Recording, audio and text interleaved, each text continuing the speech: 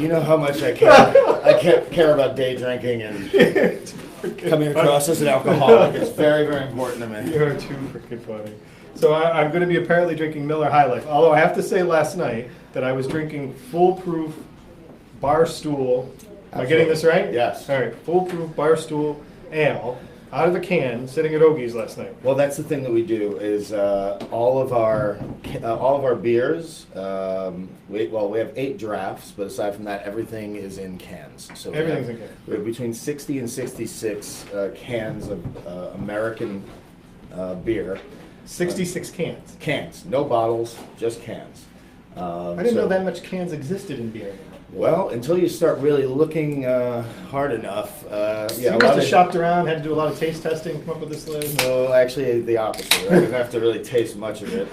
They're like, oh really, Ballantine is in a can? Yeah, cheers.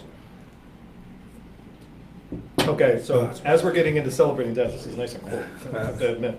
So as we're getting into celebrating dads, Ogie's is a very unique destination. Your location, to me, is even more unique because this part of Westminster Street, people always think of Westminster Street, they think the downtown core. Correct. But this part of Westminster Street runs parallel to Federal Hill.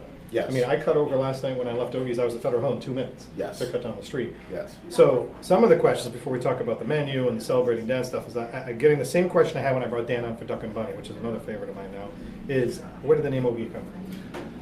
So it's Ogie's trailer park, and Ogie is actually one of our cats. Ogie's your cat. Yeah, Ogie Oglethorpe is his full name. Ogie Oglethorpe. And it has that ring of maybe some southern charm. It does have that. Someone was telling me that you named it after someone from the South. So now I know it was named after a cat. Yeah, and the way to really notice that is in all of our paintings that we had sort of commissioned. The cat is actually, it's all mid-century art. Oh my God, I saw the cat's face. That's right. And all the cat now it's coming together. Is in, so we have like a Liechtenstein and the cat is in there. We have I forget every artist's name right now, but the artist, the farmer holding the pitchfork. The farmer. That's the one I saw yesterday with the cat face. So now we got the name. So at least we know that it's named after a cat now. So when you go there, you're gonna be surprised anymore. So where did the concept come from? Because this is completely different than the Duck and Bunny. It is. The concept came from really the space. My wife, my partner, and I. She's much more of an interior designer, and I'm much more of a big picture guy. And we were looking to do something different, and we found this space. It was just an empty shipping garage. Yeah. But it had 2 working garage doors and really high ceilings, and also this big outdoor space. And we had some friends that recently moved and got married down in Austin, Texas, so had made a couple of trips down there. So it's a sort of a weird homage between Austin and sort of Miami in the 50s. And that's what I want to talk about. So I'm making It's sure if I got any more it's very questions. retro. I'm seeing I'm getting more questions here. So that's the thing. So the trailers that came in there, you combined the question was you got a tiki bar there, right? We also have a tiki bar that's open Fridays and Saturdays in the summer. And the trailers, we have a trailer up front that we brought over, and we took one other trailer and actually cut it down the middle into 3 parts, so down the middle and the front, or the back rather, and we stuck those up on the walls. So you just answered this. Now, Jake, so now you got both your questions answered. So I got 2 questions. That was the one thing, was about the tiki bar, and those trailers are real. They were real. They were real. Yeah. Before you come up. Yeah, and we sort of put them up on the wall so they look like you can go inside, but you can't. So it's sort of set up as if like people were, but there are awnings that come out of each of them. Right. So you can kind of set up chairs so like you're just lounging in a trailer park as if it was your trailer. And everything's just bright. hang out. And it goes. You're talking about the Miami feel and the tiki bar. It's very bright. Like everywhere you go, the bright colors between the setups, the stools, the chairs. Yeah. Everything that's out there. And so you got the inside and the courtyard, which is gorgeous to use outside now. Yes. But the ordering. So describe the experience for those of you who haven't been to Ogie's. That is a very unique experience. Beyond the 66 beers by the can. If you're celebrating Dad, this is a very cool, seriously, a very cool, unique place to go. I was talking to my wife last night about possibly going there because we're going to talk about brunch in a minute. Yep. That you have it's on Sundays, right? Yes. So we're going to talk about that, which is perfect for Father's Day coming up. But also to the fact that how you go and place your order. So describe how that goes. Right. So again, and this was something that I saw a lot when we were in Austin. There are literally in Austin, obviously they have bigger space, they have a lot more to play with, but they got the heat a lot more than us. Yeah, and they also have a lot of separate food trucks that live on the space of a bar. Even they're different businesses. Right. Okay. So we had some ideas, and what we wound up doing is building the kitchen so that it looks like an actual trailer home. And what you do is it's Granny Boo's kitchen. Granny Boo's. That's right. I saw the sign. Granny Boo's kitchen. And Granny Boo also, until recently, one of our cats. So yeah, she was the oldest of the cats. So she was Granny. So both the cats have worked their way into this business. That's right. So it's Granny Boo's kitchen. So you almost think about it as a separate business. So you go up and you order at the window. They'll give you a plate from one of the states. Okay. A license, mini license plate. That's and awesome. then you just go and sit down, and over the loudspeaker they'll call you when they're ready. So they'll tell you if Connecticut, your food is ready. West Virginia, your food is ready. And you just go up and collect your food.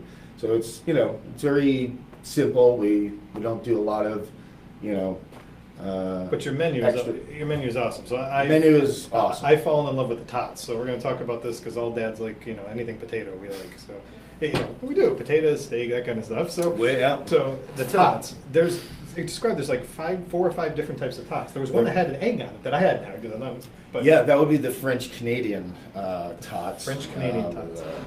Yeah, it has egg and bacon. It's almost like I forgot what they call it up there in Canada. It's like their national food is. I'll think of it as soon as this interview is over. But yeah, we do naked tots. We do. You can get it with just like a dusting. It was the garlic tots. Right. Yeah, we do, and then sometimes we do some special tots. So we do some things that we've been naming either garbage tots, which I don't particularly like. I think we just call it Ogie tots, where it's a little bit of everything on there. But the tots in and of themselves can become a meal. Yeah. Oh no, doubt. The one I had was like it pulled me right up. Poutine. That's the word I couldn't think of. Oh, okay. Yeah, the French Canadian one is very much like a poutine. Gotcha. Yeah, and then the other one is ranch dusted tots, and yeah, they're by far our biggest seller. So, and this menu to me was made for dads. When you look at this menu, or made for guys in general too. It's comfort food. It's comfort food. It's very, very much comfort food. So, talking about comfort food, perfect segue into this Saturday or this Sunday, whenever you're celebrating Father's Day.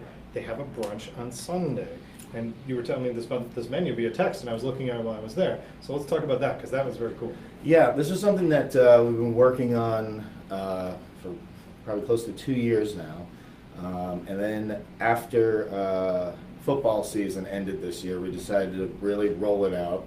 And what we do is it's a blues brunch. So we have Travis Colby is a local musician. He's amazing, and he comes in every Sunday and plays blues piano. That's so cool. From 12 to 4 is when we do our brunch, and he plays pretty much from like 12:30 to about 3:30.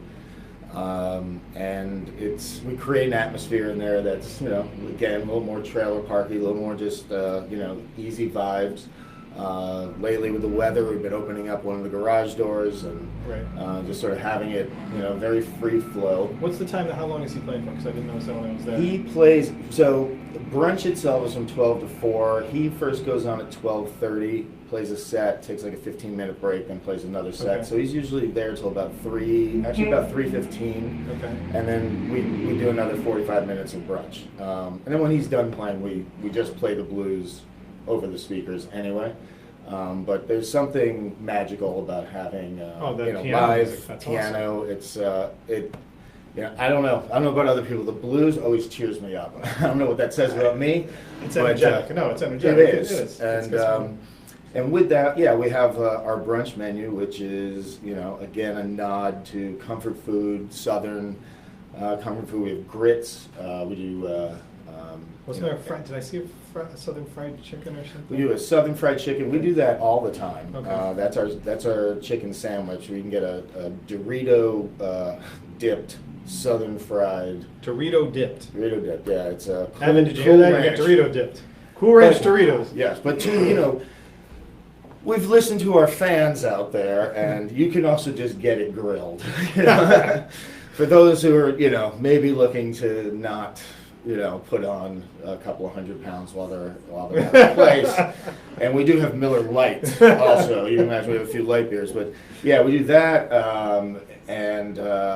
We do grits and eggs. We also, because we talked about this a little bit last time I was here, we also have a barbecue company in our midst, the Great Northern Barbecue Company, that does all their smoking there. So And was that outside when I first arrived? that was outside, Okay. and so we have a lot of pulled, amazing pulled pork. And the that we smells use. when you're walking up just kills you. The second you walk in the door or out of your Yeah. car, you're hit with it. It's amazing. Yeah, we get a lot of people that are just walking down the street, just Looking around for where it's coming what from. is that? I need to have that. But yeah, you can get like eggs with topped with pulled pork, and we have biscuits that are. I like to say they're so good that make you want to smack your mama.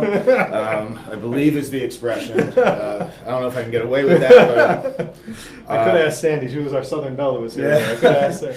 But the brunch is something we've worked on and tweaked, and I think it's fantastic. And again, it's easy. It's no frills. It's again comfort food. And I want to say, going back to the thing, because this family's going out, so it's the same as Mother's Day when we were talking about great destinations for brunch. And Father's Day, whether you're going out for lunch, brunch, dinner, for this, is that you guys, for families, that is comfortable. It's a very comfortable. You had kids Yes. things on the menu. I saw that Oh, was yeah, like absolutely. the tots and the chicken dino nuggets. Or That's whatever. right. We have Yeah. kids' food available at all times. First and foremost, we're a restaurant, Yeah. and we serve food until last call. So that means 12:45 most days, and So the menu's going right until the end. right until the end, and then Excellent. 1:45 on Fridays and Saturdays. You can come and get our food. Really? And yeah, sometimes we have, not always, but sometimes, you'll have families come very quickly at midnight and maybe pick up some tots and one of our burgers or something to go. But definitely, more normal dinner hours, 5, 6, 7 o'clock. Right. There's families there all the time. Well, and that's in talking about that, going back to the Father's Day thing, and so if you're going to go out, whether you're going for the brunch or later on, it is a great place. And the kids, I can tell you, the kids will love it. Between all the colors and the trailers and all it's like an action-packed area to be able to go through. Yeah. And again, in a hidden area. I mean, that area where you're over there, when you happen upon this, you're like, oh my God, this is over here. Like you don't Yeah. even realize it. Yeah, it's we call it. It's my wife and I both come from mostly from New York.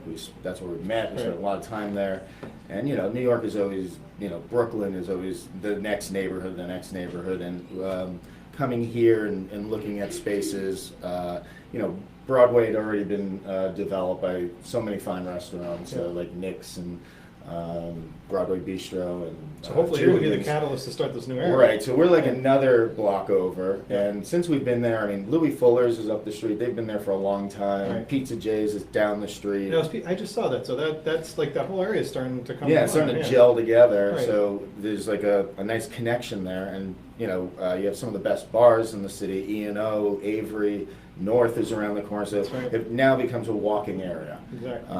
We're fortunate enough that we have a lot of parking, so we're happy to take the hit that if people are going to park there But and that's an walk important thing to elsewhere. bring up, though, in going to the location overall, whether you're going to celebrate Father's Day or going in general, is that the parking you have a ton of parking. That lot is really, really big for that We have area. a ton of parking in the lot, and also the street parking is legal over there, so it's a good situation where, we know that Providence, it's a big deal to find decent parking, and certainly some that Oh, you're not paying for. And these unique concepts. I mean, there's a lot of traditional spots, so to have this kind of unique concept that you come up with, and I'm going to give a shout out to his wife Jess, because she always helps me track him down, and she never gets to come in for the glorious part of this. So I'm going to say that Jess, you've done a great job with both Duck and Bunny and this, because they are two awesome concepts and two places great to go. She's an amazing designer. She She's absolutely done, is. It's very, very cool, the space you created. And even, the Duck and Bunny, it's a good Father's Day spot. I have to say that I prefer to go there on a different time, but Ogie's for me more my Father's Day thing. It's that atmosphere that's funky and cool to go to. Yeah, the Duck and Bunny tends to have more of a female clientele, but we do have some things there, if I can, just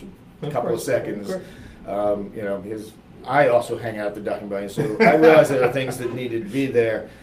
So yeah, we have beer and wine there. I'm just thinking about for the dads out there. We also do a crepe, which is 4 New York system crepes all the way. New York system? New York system. So it's 4 dogs with the onions, the mustard, and and it tends to be more of a that's the dads go for that. And we also sell cigars there, which is something that a lot of people don't know. We don't really go out of our way to publicize it, but we absolutely do. We have a list that hangs by the bar, and so that was a question that you just reminded me that I got before I came on about Ogie's. Actually, can dads have cigars outside, or can they smoke outside there? They can, yeah. Okay. Anyone can smoke outside, either in front or in back. Most people choose out back. Right. We have a ton of ashtrays, and but it fits that theme. So if you were out there having a beer and a cigar, you can do that. And so I got the question twice. Once with Sandy with the bourbons, and also with you. So I wanted to make sure I asked that. Any other exciting things coming up? Because it seems like every time I talk to you guys, you got something that's about to hatch on you. So. One of the things we've established now is that we do Yacht Rock Mondays, which is the first Monday of every month, and it's pretty much what you think. Dress as you will. There are a lot of people that dress like Judge Smales from Caddyshack, but it's supposed to be, it's the summer, it's loose, easy breezes. You can expect to hear a lot of Hall & Oates and a lot of, the song Brandy will probably come on once or twice. And it's just about chilling out and relaxing, and, a lot of industry people come, but also just a lot of people mark that off on their calendar. And that's the first Monday of every month? The first Monday of every month, and that's something that's caught on. And actually, this Sunday, Father's Day, if you want to come a little bit later, we're actually going to be doing some steak specials for dinner, and throughout the whole day we're going to have some steak and eggs for brunch. There's going to be a steak. Nice. There's going to be a steak special for dinner, and then we've been doing.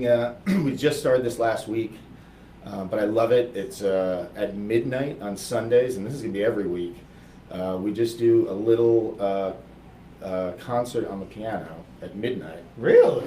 Yeah, and it's sort of like a nice, easy way to chill after, most people are probably going to the beach, they're sunburned, right. They need to get out, have a couple of cold That's beers, a great way to relax. and give some exposure to somebody who otherwise might not get it, and also take advantage of the piano that we have there. That's very cool. Yeah. So before we close out, because I just got another comment I want to make sure I read. So the beers, we were talking about there were 66 beers by the can.